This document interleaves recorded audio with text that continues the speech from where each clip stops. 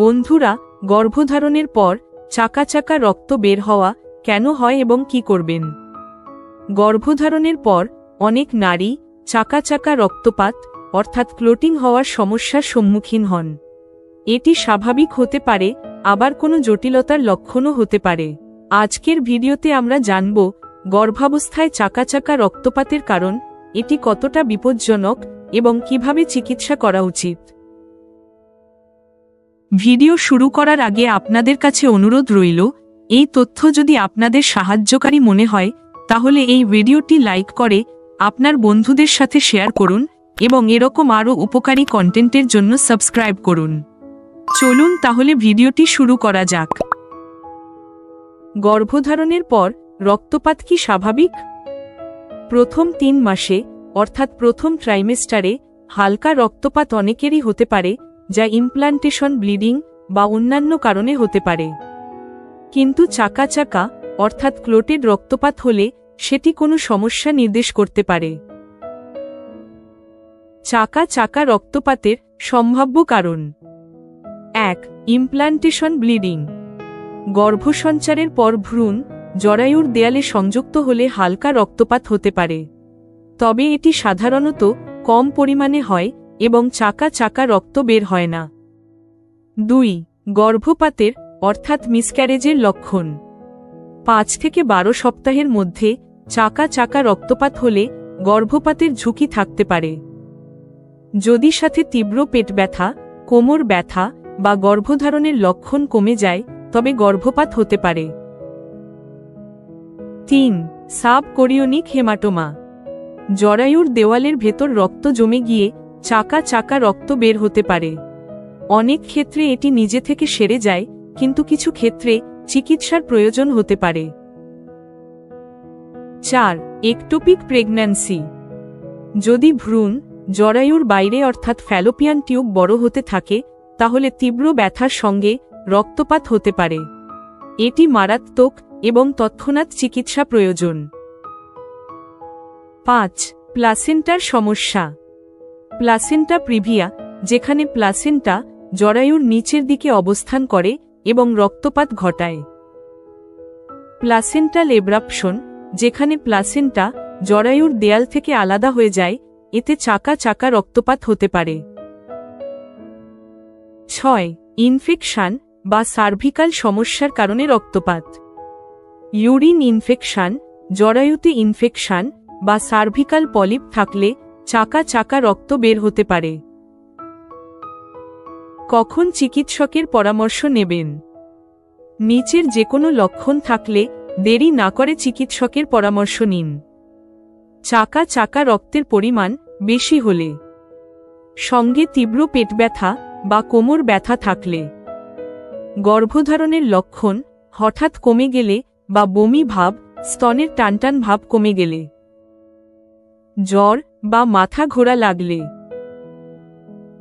চিকিৎসা ও করণীয়: আল্ট্রাসাউন্ড পরীক্ষা করুন ভ্রূণের অবস্থা জানার জন্য।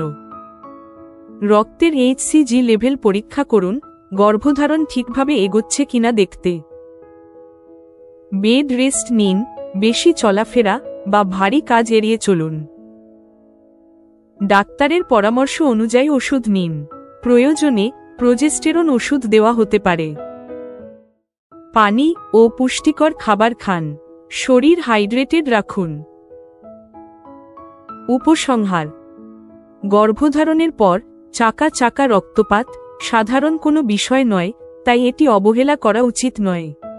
সময়মতো চিকিৎসা নিলে অনেক সময় গর্ভধারণ স্বাভাবিক রাখা সম্ভব হয়। বন্ধুরা, ভিডিওটি ভালো লাগলে লাইক এবং শেয়ার করুন আর সাবস্ক্রাইব করতে ভুলবেন না। নমস্কার বন্ধুরা, ওয়েলনেস ওয়ান্ডার্সে আপনাদের স্বাগতম, যেখানে আমরা মহিলাদের স্বাস্থ্যের গুরুত্বপূর্ণ বিষয়গুলো আলোচনা করি।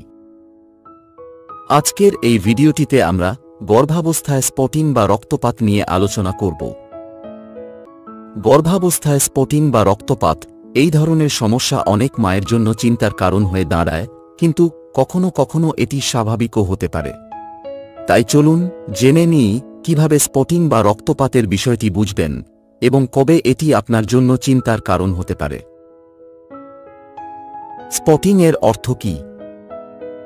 গর্ভাবস্থার সময় স্পটিং বলতে সাধারণত সামান্য পরিমাণে রক্তপাতকে বোঝায়, যা সাধারণত হালকা রঙের হয়ে থাকে।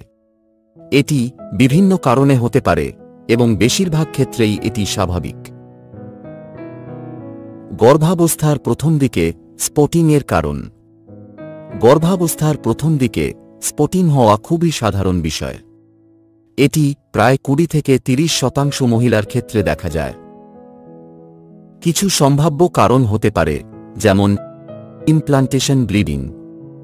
গর্ভধারণের প্রথম দিকের রক্তপাতের একটি প্রধান কারণ। যখন নিষিক্ত ডিম্বাণু জরাজুর দেয়ালে গেঁথে যায়, তখন এটি সামান্য রক্তপাত ঘটাতে পারে। হরমোনাল পরিবর্তন।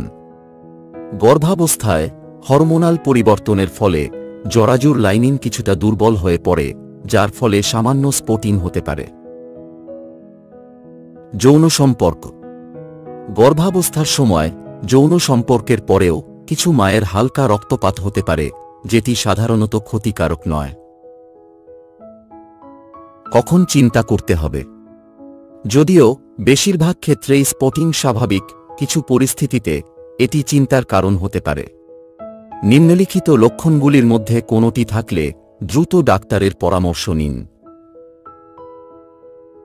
প্রচুর রক্তপাত। যদি রক্তপাতও বেশি হয় এবং প্রায় পিরিয়ডের মতো ভারী হয়, তাহলে এটি চিন্তার বিষয় হতে পারে। তীব্র পেট ব্যথা। যদি স্পটিংয়ের সাথে তীব্র ব্যথা থাকে, তাহলে এটি জরুরি সেবা প্রয়োজন হতে পারে। রক্তের রং পরিবর্তন। গাঢ় লাল বা গাঢ় বাদামি রঙের রক্ত হলে এটি পরীক্ষা করা উচিত। আপনি যদি স্পটিং দেখতে পান, তবে কি করবেন? গর্ভাবস্থায় স্পটিং হলে নিজেকে শান্ত রাখুন এবং অতিরিক্ত শারীরিক পরিশ্রম এড়িয়ে চলুন। বিশ্রাম নিন এবং তরল পদার্থ বেশি করে গ্রহণ করুন। দ্রুত ডাক্তারের সাথে যোগাযোগ করুন এবং তাদের পরামর্শ অনুযায়ী ব্যবস্থা নিন। বন্ধুরা, আরও বিস্তারিত তথ্যের জন্য ভিডিওটিকে লাইক দিয়ে চ্যানেলটিকে সাবস্ক্রাইব করে পাশে থাকুন, আর তথ্যগুলি ভালো লেগে থাকলে সবার সাথে শেয়ার করুন। আপনার প্রশ্ন এবং মতামত আমাদের কমেন্ট সেকশনে অবশ্যই লিখুন। ধন্যবাদ।